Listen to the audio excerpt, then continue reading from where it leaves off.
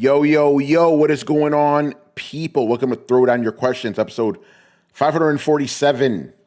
I'm your host, Tony Polanco, and tonight I'm joined by Emilio Lopez. What's up, people? How's it going? Carlos Romero. Yo, yo, yo. Richard Bailey Jr. What's up, everybody? And Brian Manjoma. What's up? What's up? All right, guys, we're back with another one. We'll see what happens with Chris and Adam. They didn't say they weren't going to be on, but who knows with Adam? He might be doing TV Terminal, And, he might be in the TV Terminal. Yeah, and Brett, he may show up, he may not show up. We don't know. Oh, see, there's Chris. Perfect. Speak of the devil and he shall appear. Right, we at least have one father, so we're not fatherless here. Oh, no. Good stuff. All right, man, let's get into it. So, yeah, we didn't get too many questions this week. So if you guys are watching us live and want us to answer a video game question, pop it into the chat. Either on YouTube or Twitch, we will see them both. But let's get into it. And I do want to give a star medal to Illustrated Dio. He asked us the most questions. Although, Dio, I hope you forgive me because a lot of your questions were kind of long. I just shortened them to get to the point, Damn. Yeah. All right. First up here, this one's fun. Who is your favorite game developer at the moment? Not of all time. Ooh. At the moment. At the moment. You gotta answer, Carlos. Not yet. I'm still thinking. I'd say Capcom. That's my answer too. Yeah. Capcom. Capcom. So Capcom was the first that came to my mind, but then I thought, so do we consider the people that make Monster Hunter and Street Fighter the same, just technically the same? Well, it's all under the same umbrella. It's all because I that's a good question because it did say game developer, not publisher. You're correct about that, but I kind of put them all under the same umbrella for Capcom. And also and Resident Evil references. Yeah, and they were there was cross-team collaboration for Wilds. Oh, yeah. Remember, they were pulling people off of different teams. Could have been from Street Fighter, Resident Evil, whatever. So they're all under one umbrella as far as I'm concerned. You may have a team for Street Fighter and a team for Monster Hunter, a team for Resident Evil, teams for Mega Man, whatever. But they're all under the same roof, right? Yeah. Nintendo's a publisher and a developer. Their development teams, the intelligent systems and all that stuff, they're all Nintendo. It's all the same thing. Yeah. For me, obviously, Monster Hunter, Wilds, Street Fighter 6, especially Street Fighter 6. I've been playing that the most out of any Capcom game. And then we got Resident Evil 9 coming. We got Pragmata is also coming as well. So Capcom's cooking, and obviously they released those fighting game collections, which I've been a big fan of. Capcom's the shit, man. And it makes me very happy. What happened?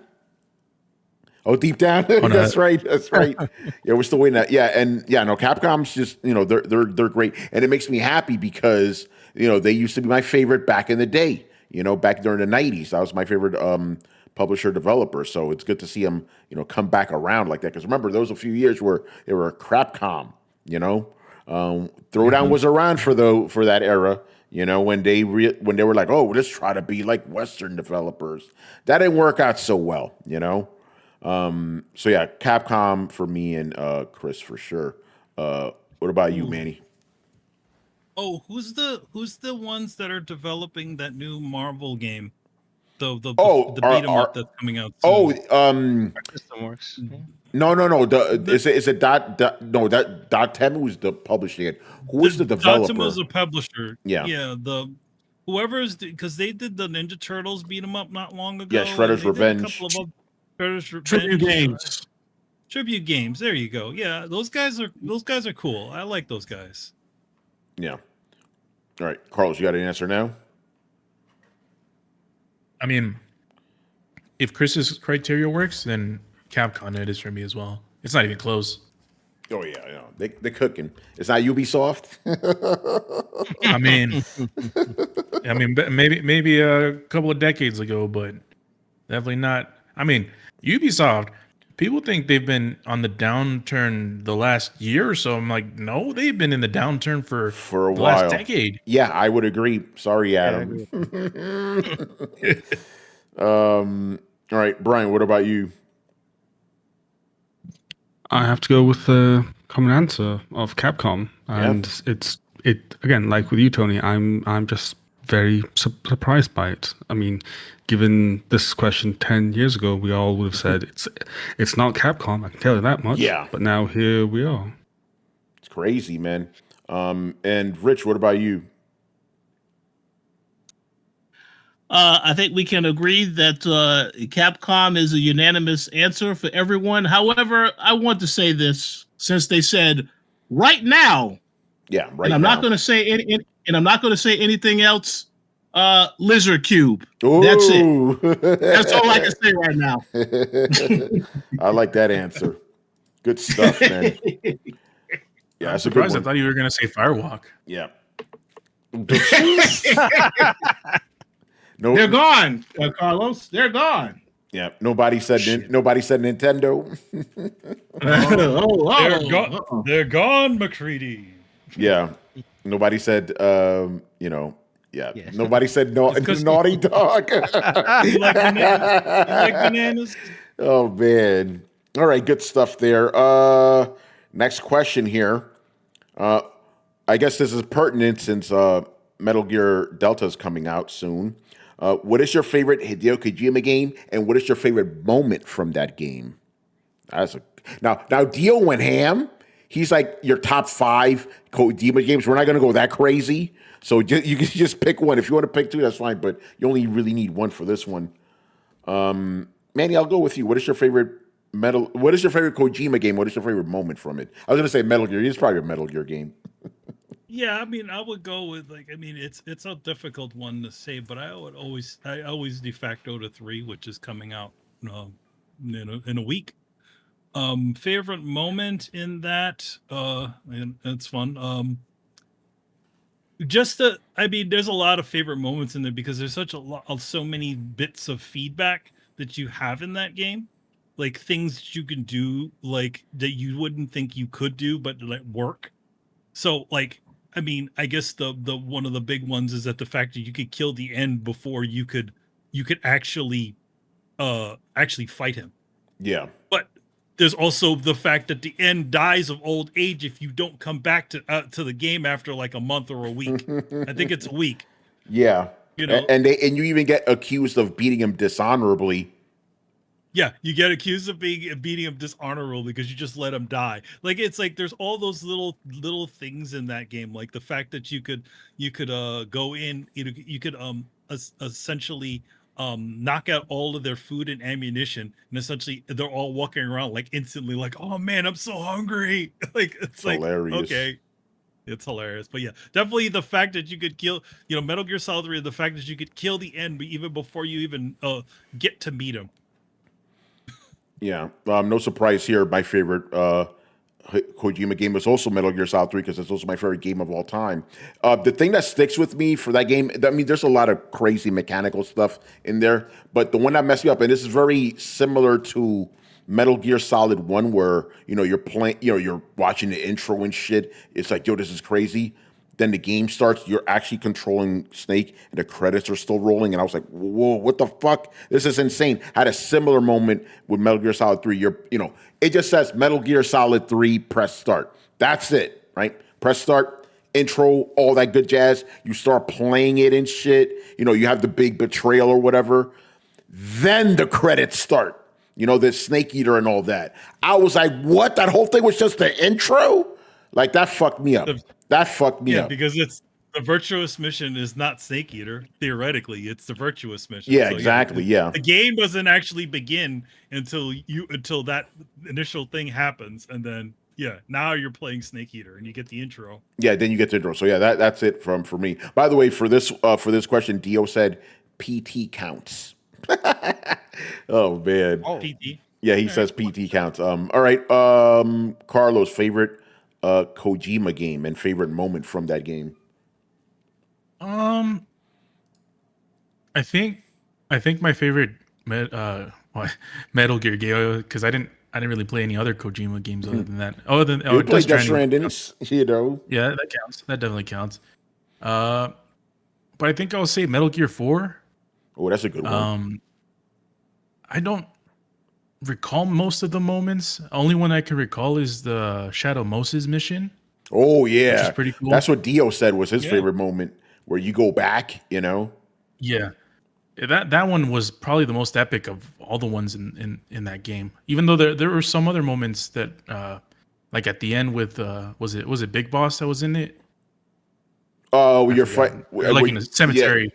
Yo, yes. Cemetery, That was epic. What about the giant robot battle? Yeah, that also I want to mention with that game. I know I'm mentioning a lot of different things, but the cutscenes in that game were crazy. Oh yeah. Like I don't know if there was anything to that caliber beforehand, but everything was like, I don't know. It just looked like a movie. Oh so- yeah, no, it's crazy. Shout out to Metal Gear 4, and shout out to the egg scene where they're like cooking eggs. Oh, man. All right, Brian, favorite Kojima game and favorite moment from that game. Here's one that will surprise you. I actually don't like any of them. that I've Really? played. Even Metal Gear Yep. Solid 4, I thought you liked that game. Not really. Uh-oh. I enjoyed the small things he puts in those games. For example, how you had the camouflage suit and you could camouflage into one of the statues and you hold one of the members and then they break. Again, it's really cool. It's really clever. But everything else about the game itself, I don't enjoy. And so I can't really answer this. You didn't like the whistling mission, Brian? No. Strange enough, I just don't know why, because I thought I would enjoy it, but then again, I played 2, I played 4, didn't enjoy it. I was really excited for Death Stranding until I seen the gameplay, because I thought Death Stranding might be like a horror game, so I was thinking something along the lines of like a horror game mixed with like some like open world exploration type thing, but then I got where I got and I was like, oh, this is not what I wanted. But so yeah, that's kind of how I feel. I'm just not a fan of his games. Yeah. Again, there's going to be one out there that will excite me. Silent Hills was excited for, but obviously PT never came to fruition, so technically I can't say that. So yeah, I can't answer this. Dio said you could count it if you want. Okay, I guess in the spirit of the question, PT. Yeah, there you go. And I guess your favorite moment is, what would be your favorite moment from PT? Ooh. I think just the idea of the loop itself. Yeah. It's not really a moment. Okay, yeah, it is, because it's the first time you go through that door and then you realize that you're in a loop. So yeah, that technically does count. Oh yeah. All right, good stuff. Chris. All right, so I'm in agreement with you and Manny with Metal Gear Solid 3, but my favorite moment and the moment that shocked me was the Volgan torture scene. Oh yeah. I mean, just Snake getting brutalized. Ocelot shot him in the eye, and I didn't. And it's one of those things where I look back at that scene and I wonder if he did that on purpose or if it was an accident. I still don't know. But just the gravity of that scene, and Volgan's just lecturing him and just beating the ever-loving shit out of him while electrocuting him at the same time. It was just brutal. Yeah. Yeah, that was intense. Yeah, and then afterwards, Ava patches him up, and they plan out how to get to the Shagohod and everything. But that scene was intense. There were so many good things in that game, but that stuck with me was the torture scene because it was insane. It put the one in not two, Metal Gear Solid, where Ocelot has Snake on the table, and you get hitting buttons to keep him awake.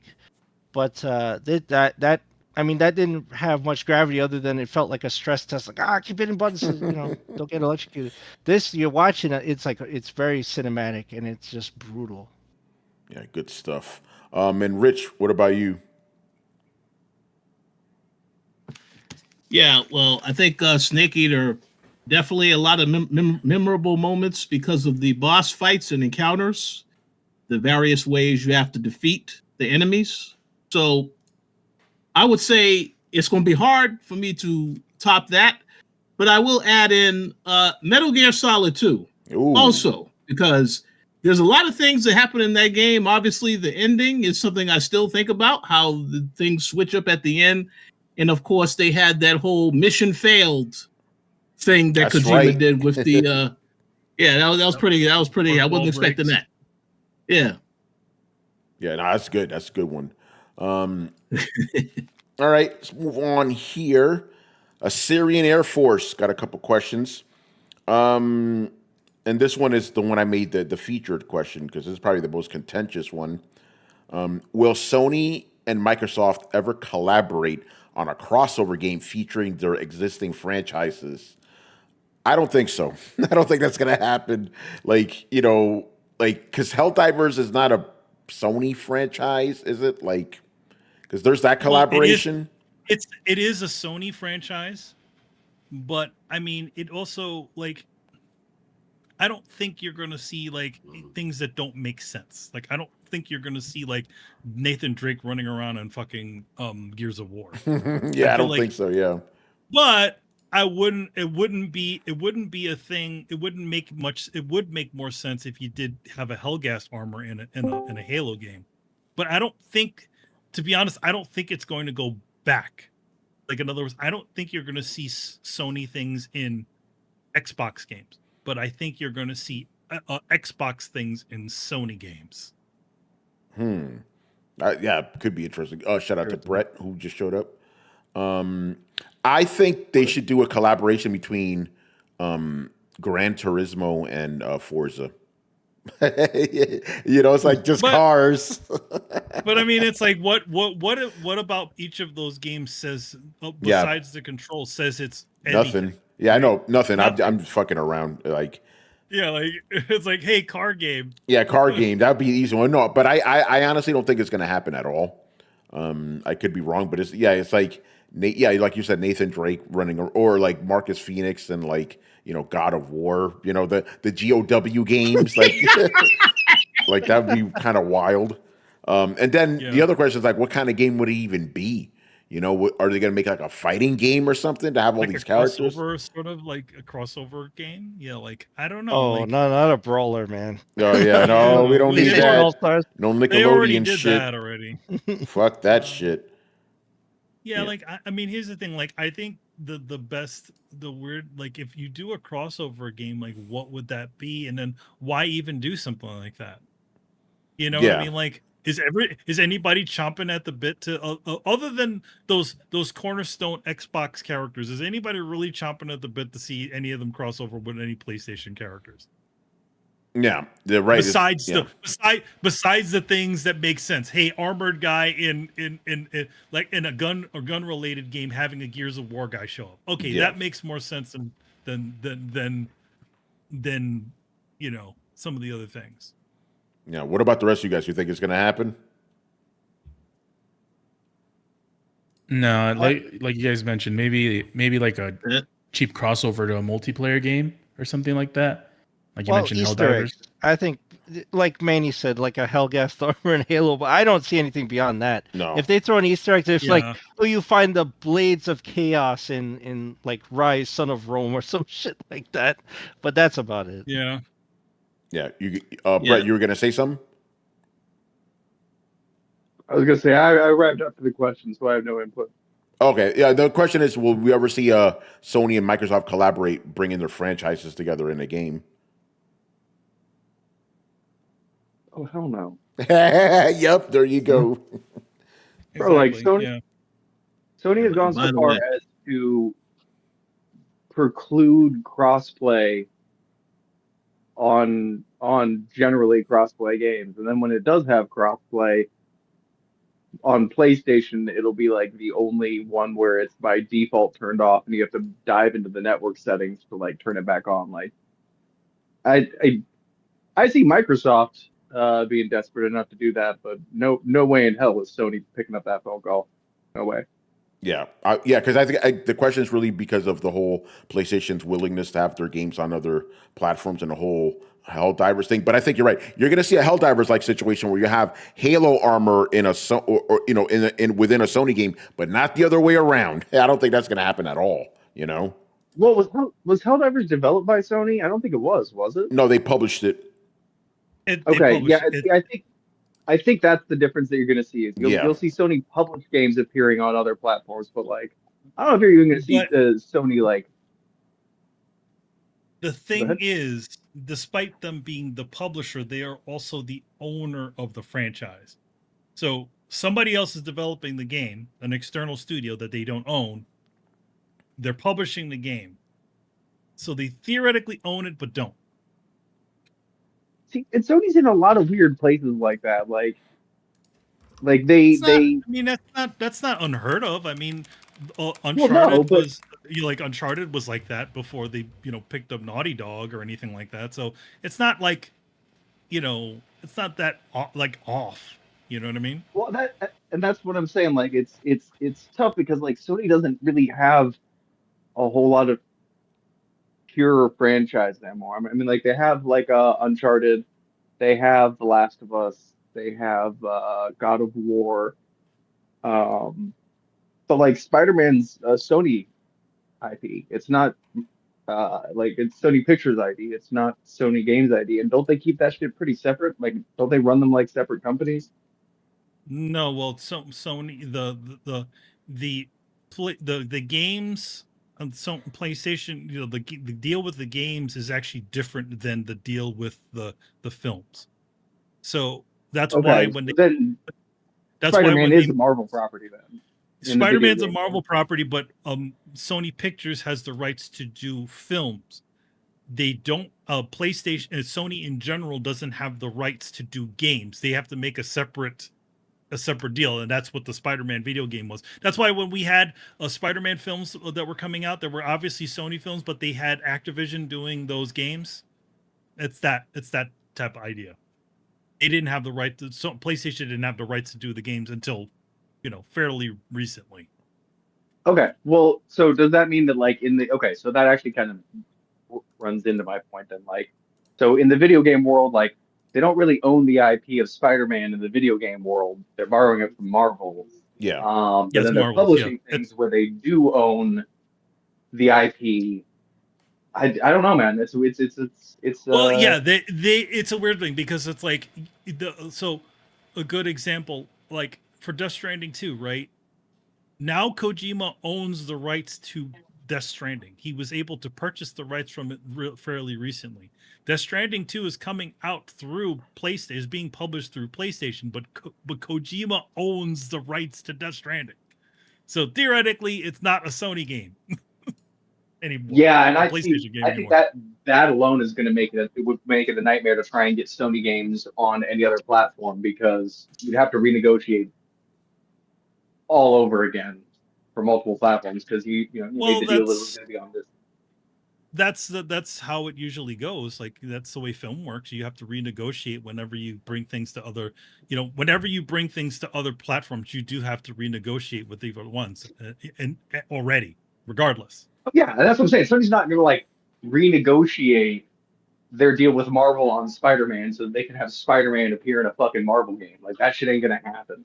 Xbox. But you'll see like, you'll see Easter eggs. Yeah, I think like I could agree with that. You'll see. I think that'll be more of a studio to studio thing though. Yeah. And I think that they'll reach across the aisle sometimes. But that'll just be like, hey, like that Helldivers studio, really likes God of War, and they kind of reached out to them and they wanted to do like a little crossover or something, or like they, I guess I don't know. They really like Halo, and so they reached out. I don't even fucking know, man. Microsoft, all their IP. Here's the thing: on both sides, like IPs, like nobody has a good IP anymore that they can really lean on. They haven't either just bled to death or washed out. Like honestly, on Microsoft or Sony side, I've been kind of going back and forth with this. Like Microsoft, dude, everything that you own is older than my imaginary kids, right? Like, and Sony doesn't purely seem to own a whole lot that they're branded with. Like, yeah, they're branded with Spider-Man, but like that's still Marvel's thing. They got God of War, and so maybe God of War is the answer. Well, remember, we had an entire game, entire brawler game filled with PlayStation characters, so they have a lot. They have, Sly Cooper and all those other guys. All those games. No, but that's not my point. My point is they have a lot of characters to pull from. And exactly. Yeah. So does Microsoft. But again, Sly Cooper is old enough for my imaginary kids to have forgotten. Yeah. Well, Microsoft technically, historically, now they have. I'm sorry, they have more now, obviously, but historically, the only characters Microsoft ever had was Master Chief, Gears of War, and a car. They have more now, obviously. A car, a cat, and a cat, which didn't have any good games either. So. Yeah, but I mean, what did Sony have? They had Sly Cooper, Crash Bandicoot. Jack and Daxter, Ratchet and Clank, obviously. I mean, these were all very different eras. Like Shadow of the Colossus. Hold on, Brett. So, Brett, what's the argument that Sony doesn't have enough franchises, or that all their franchises are old? What's the argument here? What I'm trying to say is they don't have any relevant mascots. How's that? Neither side has any relevant mascots. They're either old, or washed out, or the grace has been used up in them. Like nobody has, like, they couldn't make a brawler today with characters that an 14 to 18-year-old would know shit all about because they haven't been doing anything. This is the problem when you recycle the same crap for 20 years. Yeah, but can't they make those characters relevant again by releasing this theoretical game? I mean, they could, like Astro, kind of like what Astrobot sort of did for a lot of the franchises that were the Sony franchises and a lot of the other classic franchises that were in it, where it essentially started piquing people's interest because it's like, okay, this character hadn't existed for a while, so we're starting to get more sales in this game that this character is from. Real quick, a Syrian Air Force says, go ahead, Brett. Sorry, go ahead. Isn't Ninja Gaiden doing that right now? They brought the Ninja Gaiden is back. They have the 2D game, and then Ninja Gaiden 4 is dropping. By the way, Syrian Air Force says Infamous and Prototype. Prototype is not a PlayStation thing. That's Activision. Wait! I'm stupid. Prototype, Activision. Who owns Activision? Yeah, I guess they can have that. Xbox. Yeah, so I guess you can. There's their crossover. They can literally cross those over. Yeah. I guess like trying to dive in and like. This is a weird thing whenever I have these kinds of discussions now. People like dive into like, oh, I'm going to name every good Sony game there ever was. I'm like, that doesn't make them a fucking mascot, right? Infamous was a mascot for a minute before they hammered that shit into the ground and no longer has good graces. Nobody wants to play a fucking Infamous game anymore. Nobody wanted to play Infamous 3. The only two, they want to play 1 and 2. And again, that shit's a fucking decade old, right? Like, I guess I could go, like, let's say that there wasn't a new Ninja Gaiden coming out, right? Could I go back and say, oh, Ninja Gaiden's a Microsoft mascot? Would that fucking make sense? No, because that shit hasn't played in like a decade or so. But what about when it does drop? We literally have a new Ninja Gaiden game, like not only now, but another one coming in a few months, I know, and that's what makes that shit relevant. That's what I'm saying. Like, you do need to reinvent that shit. Yeah. So, but right now, we don't have enough of those things that have popped off. Like, cool, we got Ninja Gaiden going, right? What's Ninja Gaiden going to cross over with? What Sony IP is Ninja Gaiden? Ghost of Tsushima. Actually, that's a really good idea. There you go. That's a really good idea. They should do that. Or Brett, if you want to go, if you really want to go, like stick with the whole like otherworldly shit. Cross Ninja Gaiden with Bloodborne. But Bloodborne's old news now. Like, but it doesn't matter. Wait, dude, go on Twitter. Motherfuckers are still asking for that remake. People want it, man. Again, I don't think a franchise being old precludes it from being part of a collaboration. Like I see what you're saying. It's like that would make it better, but it's like all of these fucking franchises are old, like you just said. So fuck it, bring them. Make them new again, By the way, this collaboration has to be relevant, though. Like new, like maybe that's just me from my like Saturday morning '80s kids cartoons and shit. Like the crossovers they didn't have to make sense. It was just too, like why did He-Man and fucking G.I. Joe do a crossover? Who fucking cares? They're trying to sell more toys, but both things are popular right now, and that's what Fortnite's doing. But like I don't know that there's enough like mascot or known IPs to like really do a lot of crossover. But Oh God! you're absolutely right. So it would just be what, The Last of Us versus Gears of War, if you want to talk about the relevant franchises. Ugh, yeah. just I'm like, grim. that shit. Like, I don't. Ninja Gaiden and Shinobi. Shinobi doesn't count. That doesn't belong to Xbox or PlayStation. That would be a good crossover though, but that doesn't belong. I Xbox. got a crossover. Doesn't it? No, Ninja Gaiden. Doing it again. Ninja Gaiden's coming to everything though. Just to be fair. So with Shinobi, I got a crossover. Oh, what happened, Brett? Doesn't Ninja Gaiden belong to Xbox? I'm not. Or am I doing that Team Ninja thing again? No. There was a point where there were Ninja Gaiden games exclusive to Xbox, so you're not wrong there technically. But the newer ones are available on everything. You know. Yeah, but is it? Who owns? I'll Tech. Xbox doesn't own Tecmo, obviously. So no. Okay, yeah. That's. I'm always thinking Team Ninja, Ninja Gaiden. Yeah, it happens. I don't know why my brain does that. Ninjas. Go ahead, Rich. I think what Tony meant to say is Xbox owns nothing now. So there you go. Yeah, Ninja Gaiden 4 will be on everything. Yep. It'll be on everything except the Nintendo Switch, of course. Yeah. But again, fun little exercise there, but it's not going to happen. It's not going to happen, you know? All right. Next up here, another one from Assyrian Air Force. I think we may have answered this one before, but since, we don't have a lot of questions tonight, fuck it. What is the rarest game in your collection? He goes, his is X-Men Origins Wolverine for PS3. I don't know if that's that rare. I own that shit. It's rare now because the prices have gone up. Yeah, both Deadpool the game and X-Men Origins Wolverine are like really high on eBay right now. Okay, so I guess that might be my answer too. He goes, by the way, have you all seen the price of NBA Elite 11 for PS3 or Xbox 360? It's around $15,000. That's crazy. Jesus Christ. Yeah, Brett, I'll let you go first. You've answered this one before, but I like your answer. Your rarest game. Oh, my rarest game is an original first edition gold Legend of Zelda press. There you go, man. For the NES. That's baller shit.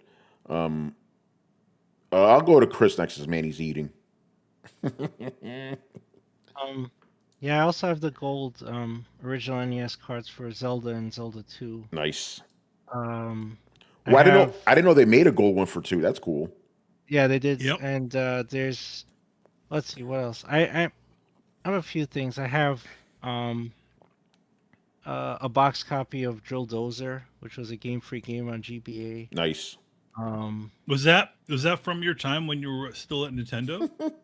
Yeah, well, yeah, I got it. They used to internally they used to have like sales of stuff, like they would get rid of merch, and I picked up a few rare things there. I think I got Metroid Zero Mission there too. That's pretty rare. Oh wow, that's cool. I'm gonna answer for Rich. A physical copy of Concord.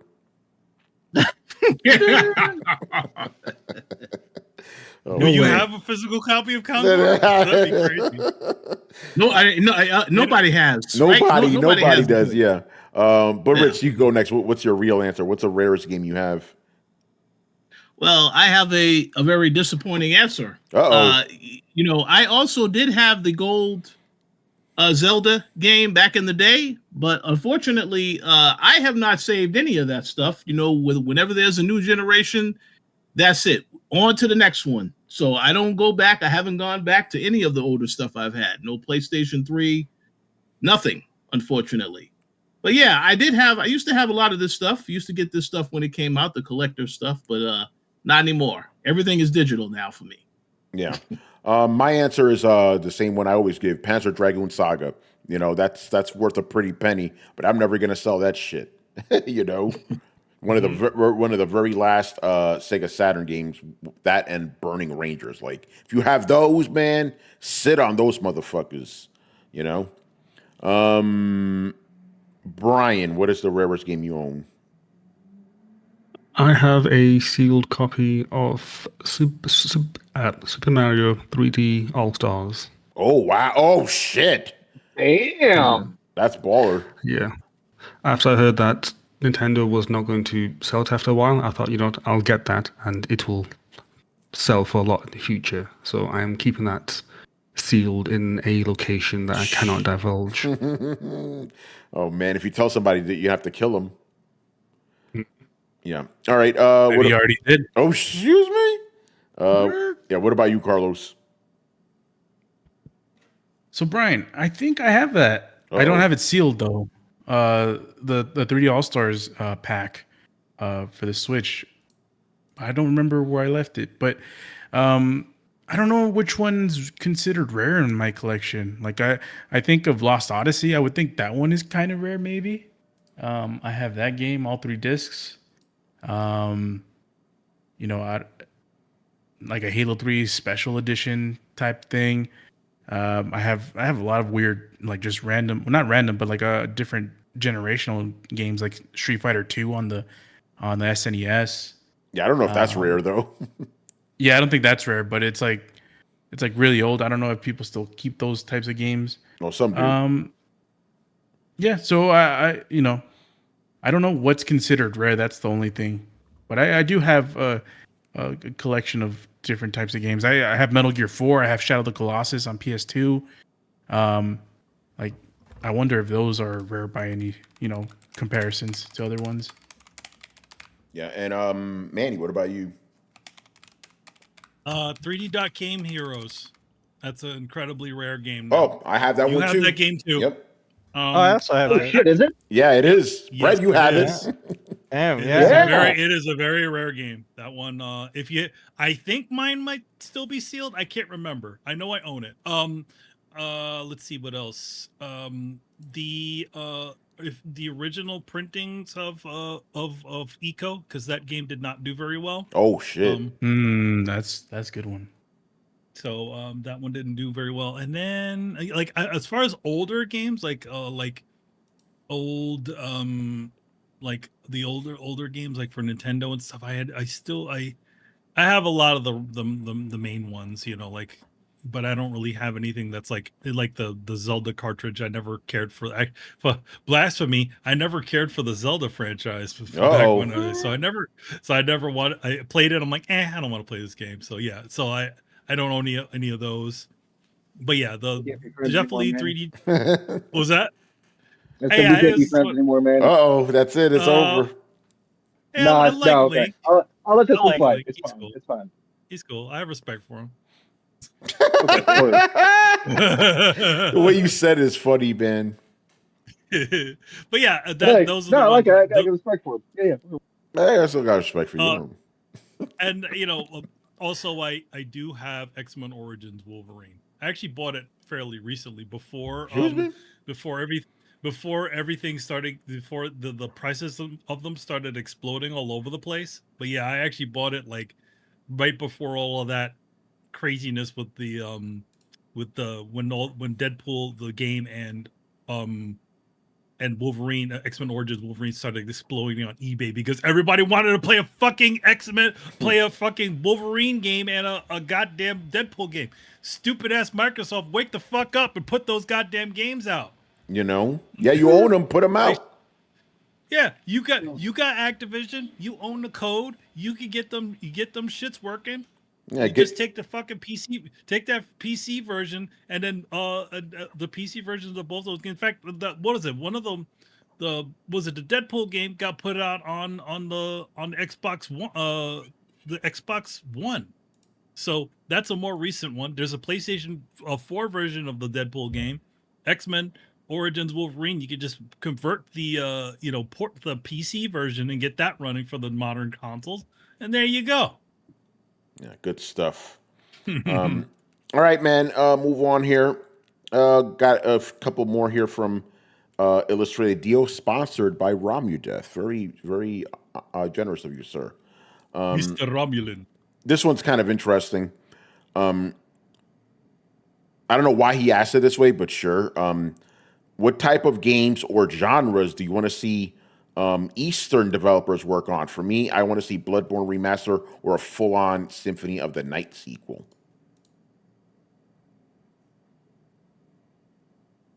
It's I don't know. Yeah, I don't know. what like it always rolls back to. Oh, like, I got my answer. Never mind. Capcom, you've been doing well, but there's one franchise you're missing.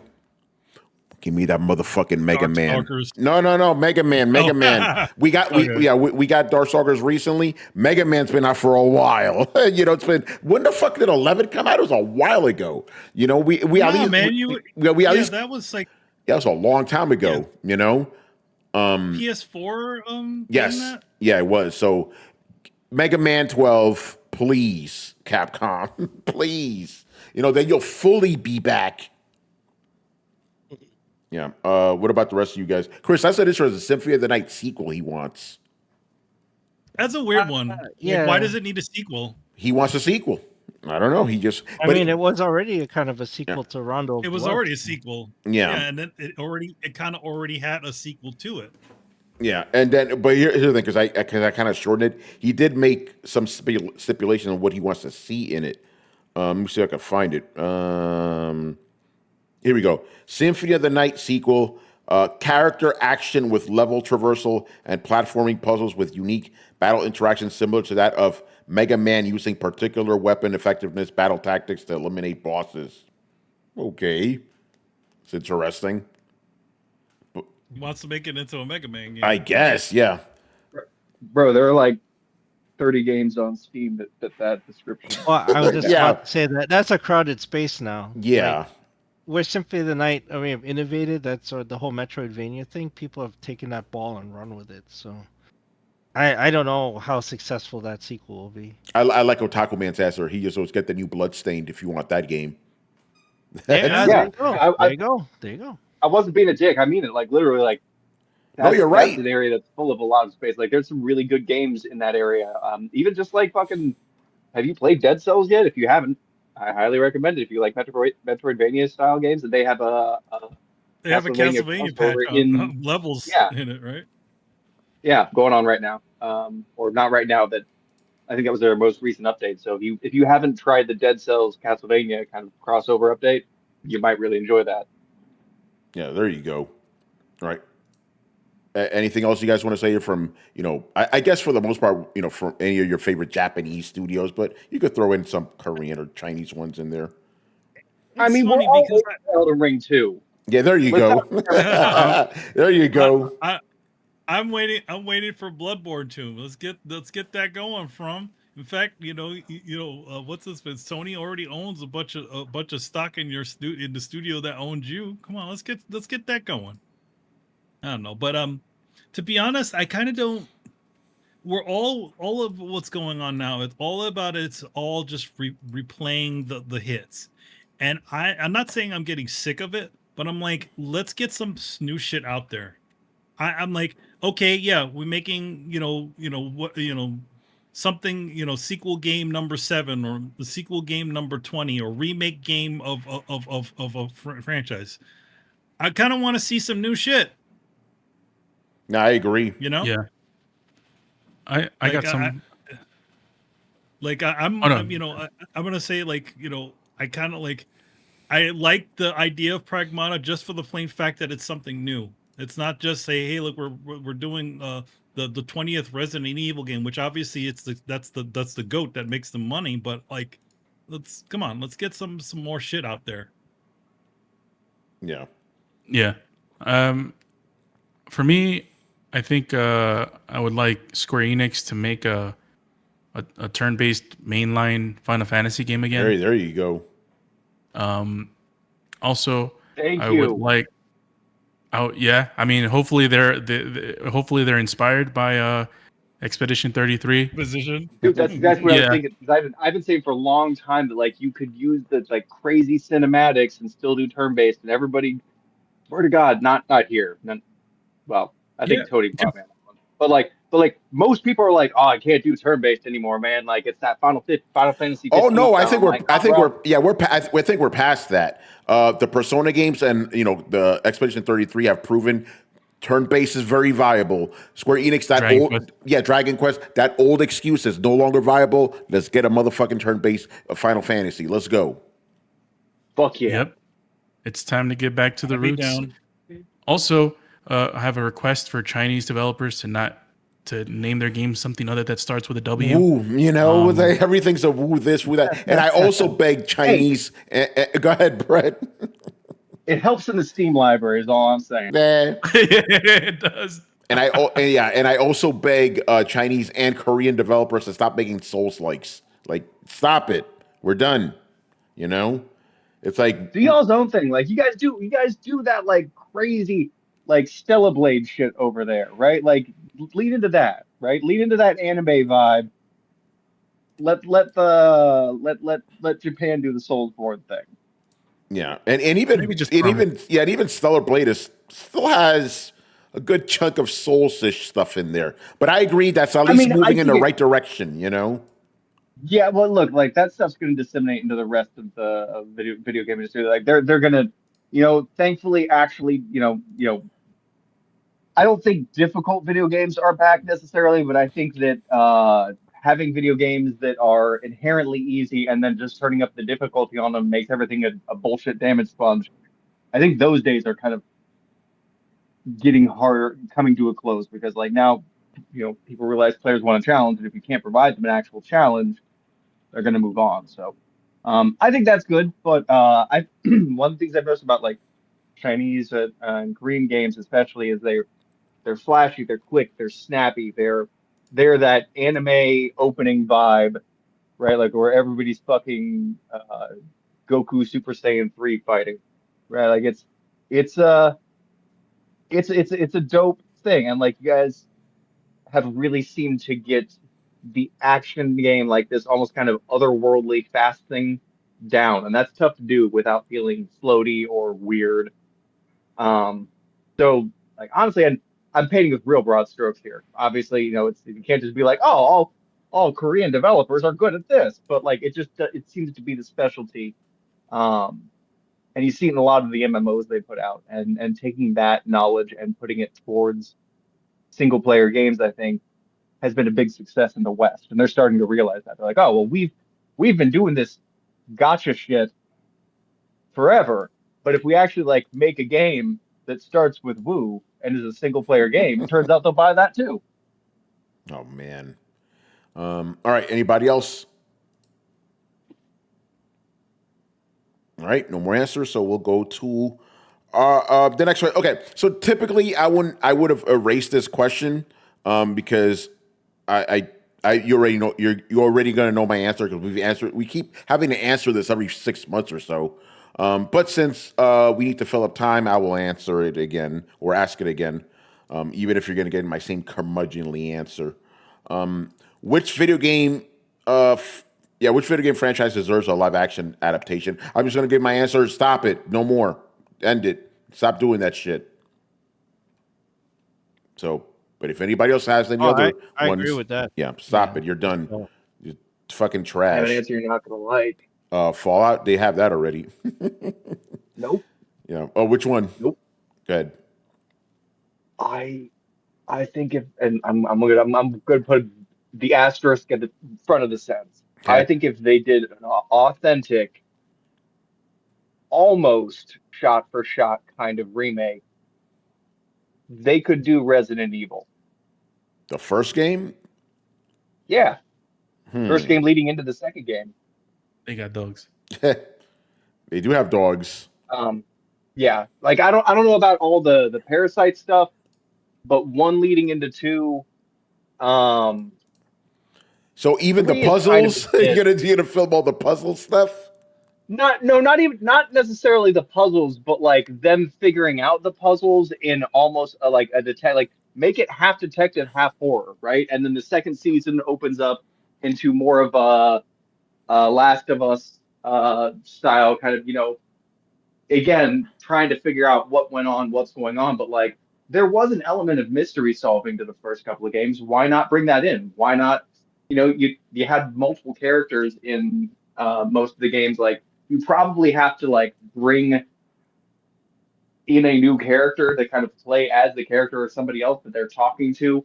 But like even like the idea of like, yeah, we have enough shows like fucking Lost and shit like that where they're like trying to figure out like we find the red gem, right? Like that'd be some like Knives Out is a fucking huge hit. So yeah, like searching around in Decrepit Manor looking for a red gem to put this left eye of a statue while zombie crows are breaking through the windows, I think would make for good TV.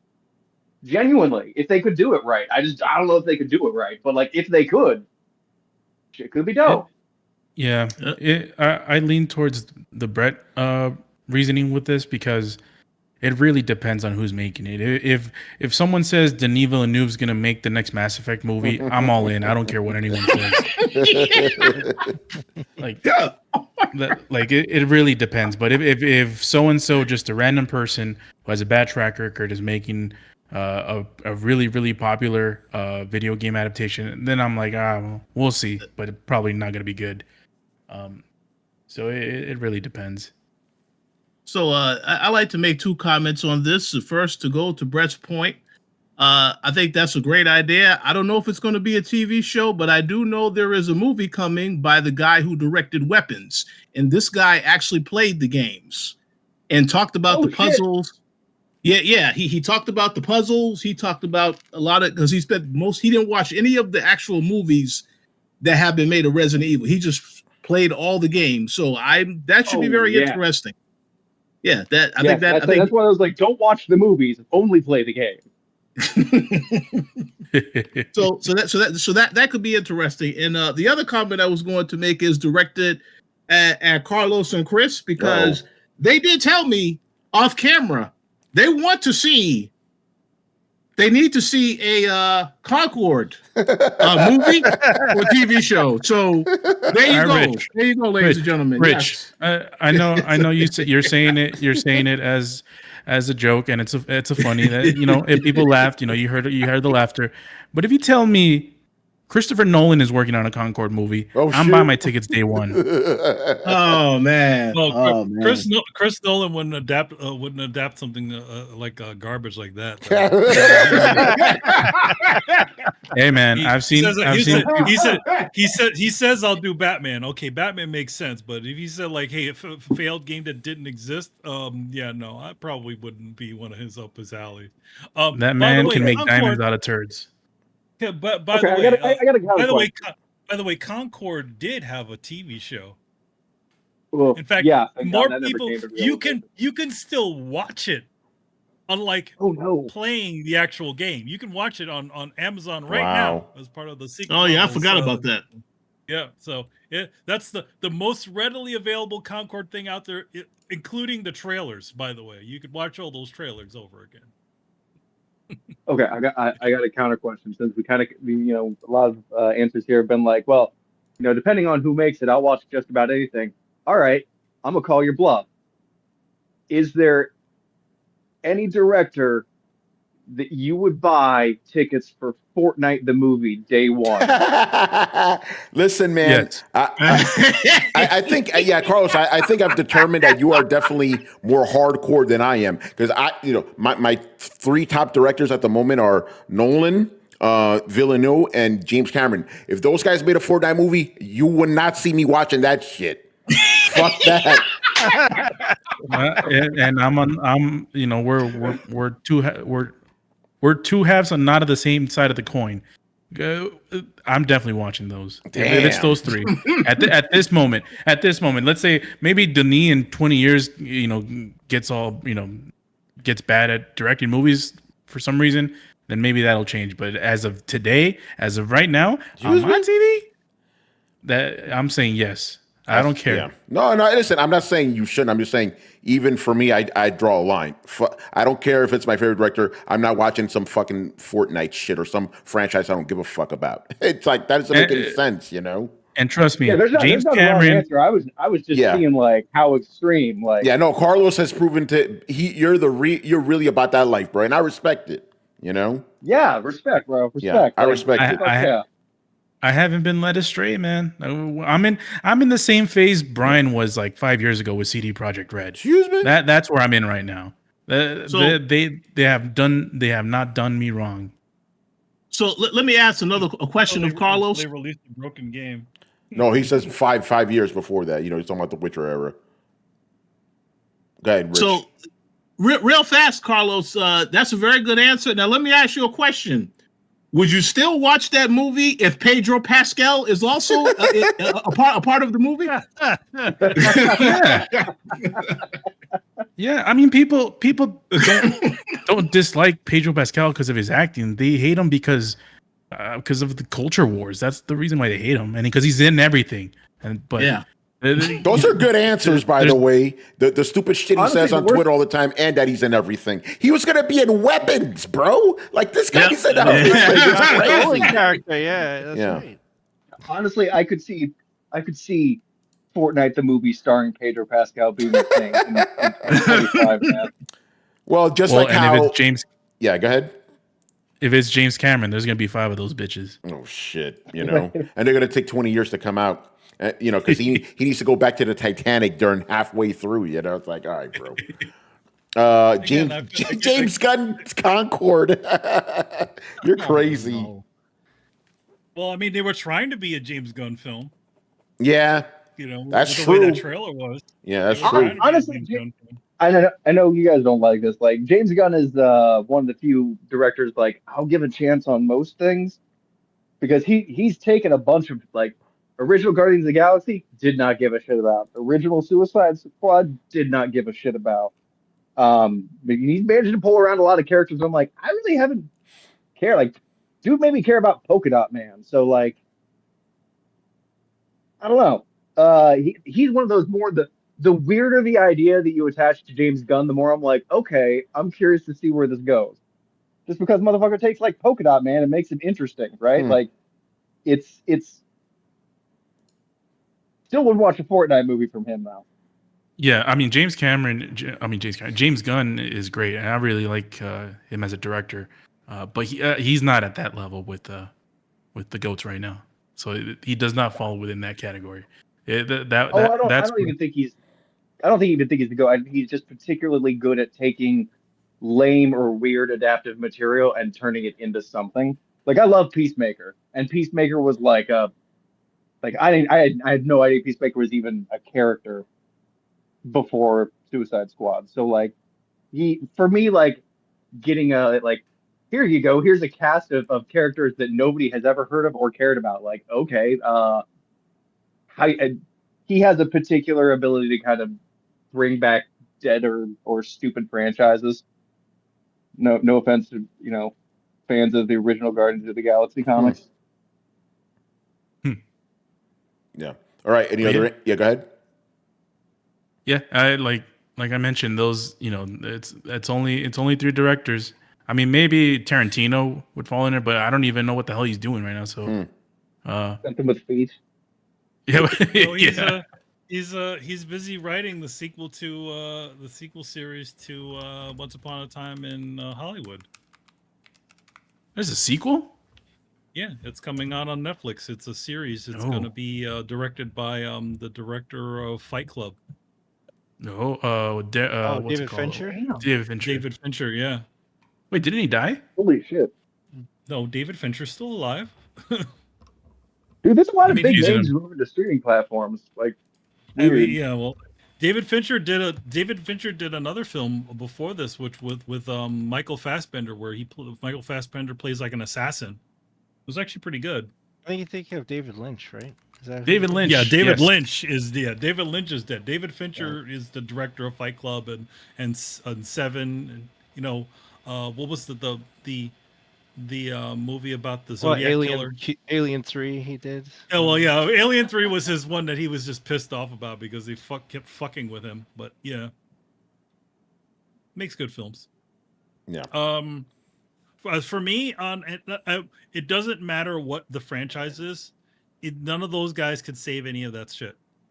It's already like why would you like Denis Villeneuve on fucking Fortnite? Really? He wouldn't even touch that shit. None of those guys would touch any sort of franchises. They would go with something a little bit more high, not a little bit more high, a little bit more than just the pure popcorn / not popcorn. What do you call it? Just modern media nonsense. You know what I mean? But then again, Steven Spielberg made fucking the Ready Player One. So who knows? Maybe when they're washed up, they'll do their version of Ready Player One. Yeah. I mean, if you would have said Steven Spielberg in his prime, then he would have fit in this category, but not after, this Spielberg has been hit or miss for like the past 2 decades now. It's a weird one because he'll have a good one and then he'll have he'll crash and burn on another one. So like, I'm glad that he's still making films. I mean, all those other guys, like a lot of them have already retired. So at least from his era. All right. Any other answers here? I actually have a few answers, which I think are going to be good. First, I'd say that Skyrim should be a TV show because it's already close enough to Game of Thrones as is. And Game of Thrones has kind of normalized the whole idea of fantasy dragons. So I think you could get away with that. And I think Brett might be nodding. I think Brett doesn't like... There we go. Yeah. And one I've been saying for at least a decade now, Michael Bay, Call of Duty. That's it. Adam would like that. Like, I don't know why no one else has suggested that. It's a perfect pairing. The guy loves his guns. Call of Duty is just guns and explosions for 8 hours. And it's patriotic. He loves patriotic stuff. Yeah, throw in a bunch of American flags, some slow motion, some 360 shots. There you go. Done. By the way, Brian, for your answers, I'm assuming that they don't have the message, right? Just to be sure. Yes. Okay. Yes. Because that's the reason I don't want any of these, because they're going to have the fucking message. I'm like, I'm good. I don't need that shit. Anyway, go on. Mortal Kombat didn't have the message. Oh, it was just bad. It was just bad. Yeah. Because there's two things. Either you have the message or it's just mediocre. Or both. Mortal Kombat was just fucking... The Mortal Kombat came out during the pandemic, Brett. Absolute garbage movie. Same thing with The Matrix, Oh, I thought we were talking about the game for a second there. No. We're talking about the Mortal Kombat. And now that shitty movie's getting a sequel, which is probably also going to be terrible. It's like... I wonder if we're going to film it in more than one room this time. Yeah, maybe. Anyway, continue, Brian. That's all I have, really. I honestly can't think of anything else. I was thinking of maybe some RPGs, but I don't think many of them would translate well at all to live action in any way, shape, apart from maybe Final Fantasy 15. Purely because that's a like season. That's a season of TV right there. Them driving around doing boy band shit. But yeah. Carlos, one episode dedicated to fighting that turtle. Oh, that's a 3 episode arc. Oh man! All right. Anything else you guys want to say about this one? Popular topic. All right. Last one here. Jolly Yellow Nerd. There's another one we've covered before. Okay. What kind of video game would you like to see Superman in? Open world, action, adventure, beat 'em up, or something else? I'm going to give the same answer because, again, this is one of these questions that keep popping up every once in a while. Superman's my favorite character ever, and he's horrible video game character. It doesn't work in a video game because either he's so OP, you have to bring him down in order to not just punch everybody to death, but then he's not really Superman. But if you play him as Superman, then there's no drama because he's a fucking Superman, I will say the Brandon Routh Superman video game had interesting thing. The twist they did was Superman didn't have a health bar. Metropolis did. So you're saving Metropolis. So that's kind of an interesting thing. The answer I gave before, and I will keep giving it because it's the only way I could see a Superman game working, make it a Telltale game. Just some story-driven thing. That way you could you don't have to worry about action because Superman is just not a good video game character. So that's my answer. Like a Telltale game where kind of just Superman shit. Go ahead, Brett. I want to challenge your answer with my own, Tony. Okay, yeah. Listen, if you could debunk me here, I would love to hear it because that is the Gordian knot I've been trying to slice for decades. How do you make a good Superman game? I think I don't know if this is a great answer, but I'm pretty sure I feel confident it's a good answer. You do it the same way they did with Goku.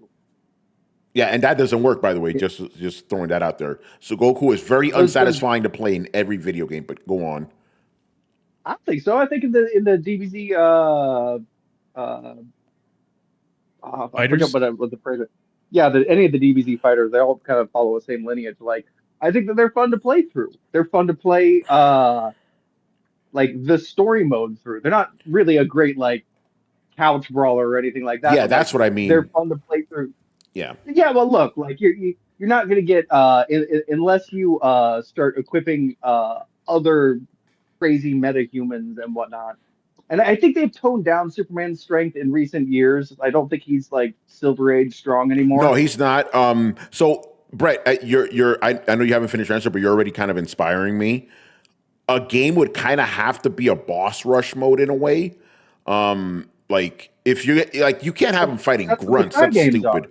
No, you're right. The DBZ games are, yeah, and I'm glad you said that, because when I'm thinking DBZ, I'm thinking about one-on-one fighting game, and I'm like, wait, Goku? How is Krillin credibly fighting Goku? This makes no fucking sense, But you're right. But if you're playing something like Dragon Ball Z Kakarot, where you're just playing through the story, then that could work. But again, what kind of game would it be? Would it be an action game? Because you need to just constantly have something that's challenging to Superman, like Darkseid and Doomsday and shit.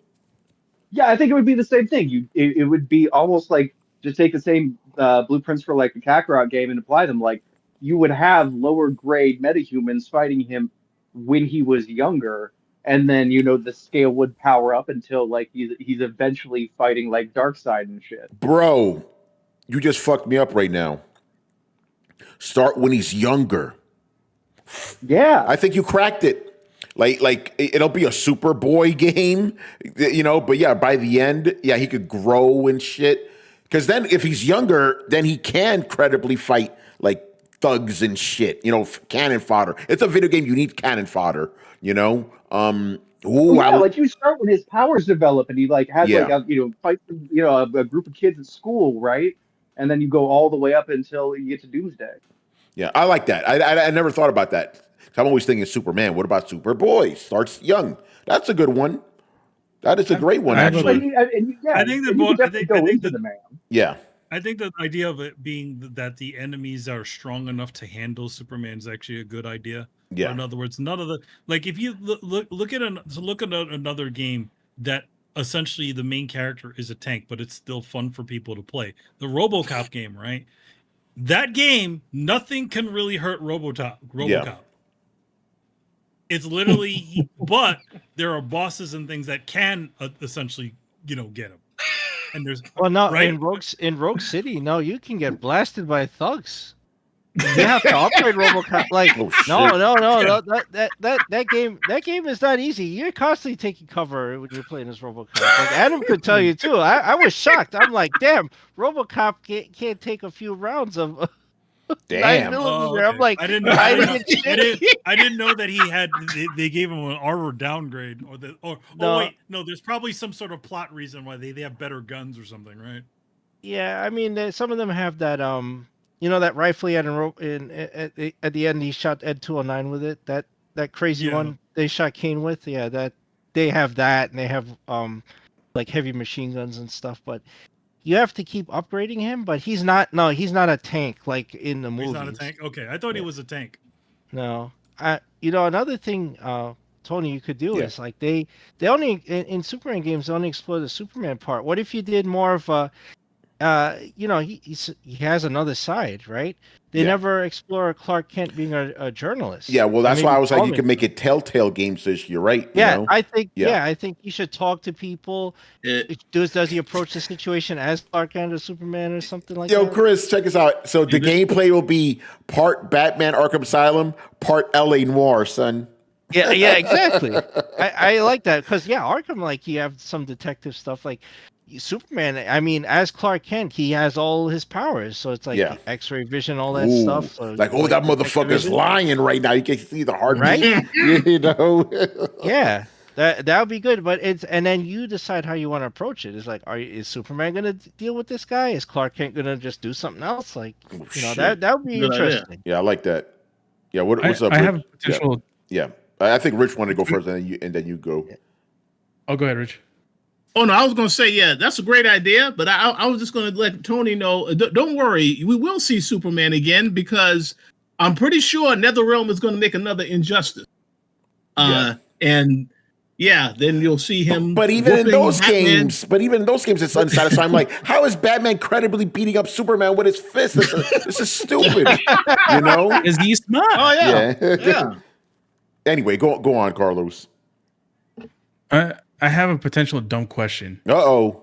Is there so we're coming up with this hypothetical Superman game. Yeah. Is there any potential to incorporate Superman versus Mother Nature as a gaming mechanic? Of course. Would that be viable? Yeah, why not? Again, if you have a game where Metropolis has a health bar, why can't you have like hurricanes or some other shit, you know? Why not? I say go for it. Let's get this done. Let's do it. We're making a Superman game right now, you know? Let's just turn into GPT or Grok or both. Oh God. Like the fucking a mountain slide or some shit. Like, oh, what's Superman gonna do? You know? And then you can add some real shit. It's like, okay, Superman, you can save some people, but not all of them. Who are you gonna save? You know? That shit is crazy. Batman is using kryptonite like in Batman vs Superman in the fucking stupid game, right? I guess all the heroes in Injustice are using kryptonite then, right? Well, Man, I was thinking about that in terms of your thugs. Like, you did Lex Luthor, kryptonite field armor, and kryptonite bullets. There's your thugs.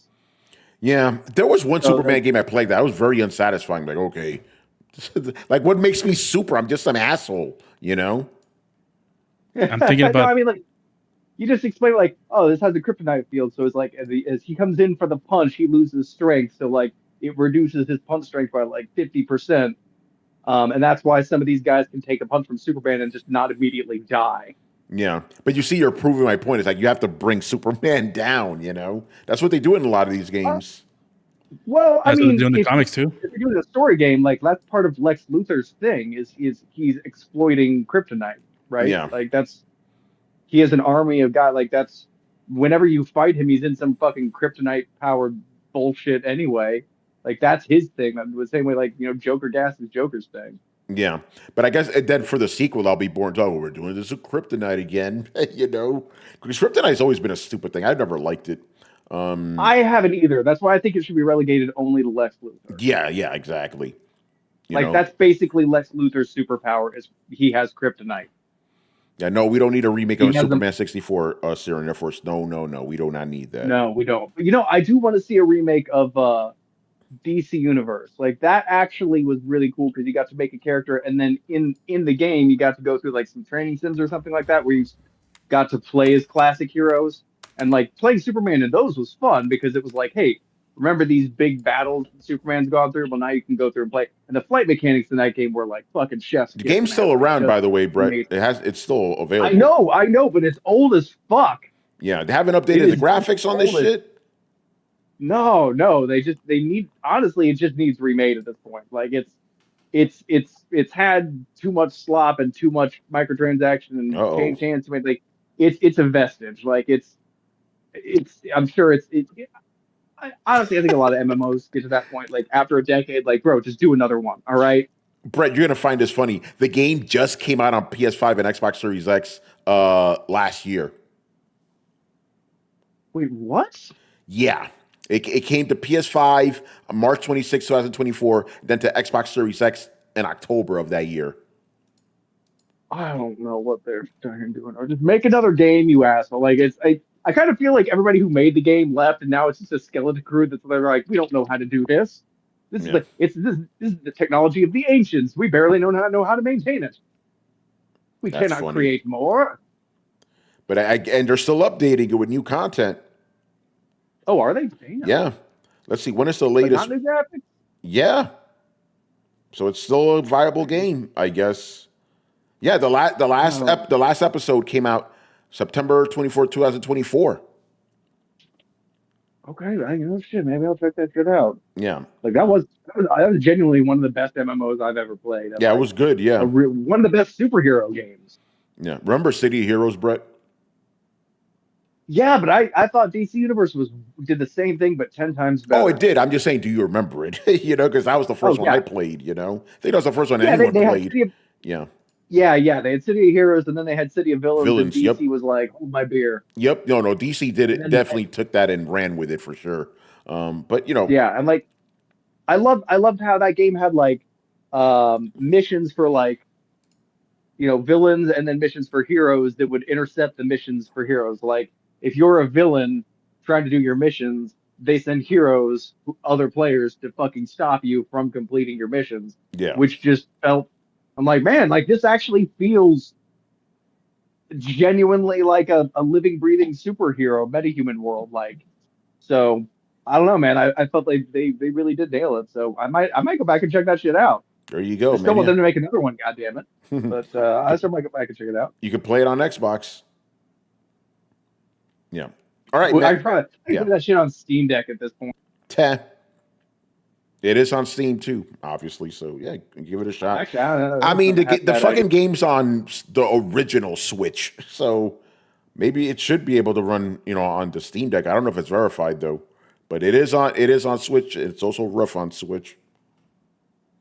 All right, man. That is the last question tonight, and we're done here. Another good show. So let's start plugging some stuff. Manny, I'll start with you tonight. What do you got coming up? Well, what I got going on is MGS Con. That is coming literally a week away, next Saturday. So it's going to be out in California at the Ontario Convention Center in California. So I'll be there. Have a bunch of prints. If you're paying attention to my social medias, I've been posting teasers for all the prints that I'm going to be having. Still going to be more stuff to come. I got a cool T-shirt that's going to be there, and also my book that I'm holding here in my hand, which is the Metal Gear MGS Con exclusive Solid Zero Subsistence, which is my little art book of all Metal Gear artwork, and that is going to be this week. Also, a little something here. I think I opened this. I think I showed this before, but yes, Power Rangers Prime #9. You're into Power Rangers and all that stuff. Here's my special cover that I did, which doesn't have any cover dressing. It's my pure artwork all there for you to see. My brother actually recently sent me an image that he picked it up. I was thinking to myself, man, these guys sent me enough things. I could have gave you one, but anyway, he went and bought it. So is what it is. So yeah, that's what's going on. And obviously there's all these other things that are going to be coming up in the future, which is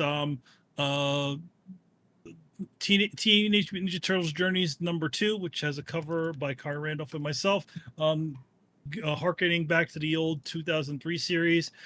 We have just got announced is Blood and Thunder, which is a new series by Robert Kirkman. We just showed our new cover for those. We're going to be doing a few of those for Skybound, which is nice to be back with those guys again. Let's see what else. There's just a lot of stuff coming. So, I'll let you know. Good stuff. All right, Rich, what's coming up on the Coalition this week? Yeah, so we are officially in Gamescom in PAX West season. That's right, ladies and gentlemen. So Gamescom is later this week. We have a couple of different things we're going to be working on around the time the show is happening, so on and so forth. So stay tuned for that. And of course, after Gamescom, there will be quite a bit to talk about with some other stuff that we have been playing. One game I can say that I have been playing is Gears of War Reloaded. So I will have something to say about that in the future. But obviously, I can't say I can say I'm playing it, but that's all I can say. But yeah, stay tuned. A lot of great gaming stuff on the way. Gotta have something. There you go. Yeah. All right, man. Let's start wrapping up here. So make sure you follow Throwdown on Twitch and Twitter. Subscribe on YouTube. Join the Discord and follow us on your favorite podcast app. Links to everything down below. Once again, I was your host, Tony Polanco. And tonight, I was joined by Emilio Lopez. See you next time. Chris Seeley. Hey, take care, everyone. Carlos Romero. Peace out. Brett Murdoch. Deuces. Richard Bailey Jr. Have a good week, everybody. And Brian Manjoma. Grieve for Zod. Oh, yeah, man. Terrence Stamp, man. And we lost another one, people. This is the year of losing some of our heroes. Manny, what are you doing? Iron Man. There you go. Good stuff. All right, guys. We'll see you on Thursday. And yes, we will be covering some Gamescom, so that should be fun. And Rich and I may be able to talk about some games, man. That's what I'm going to say about that. So stay tuned. Later.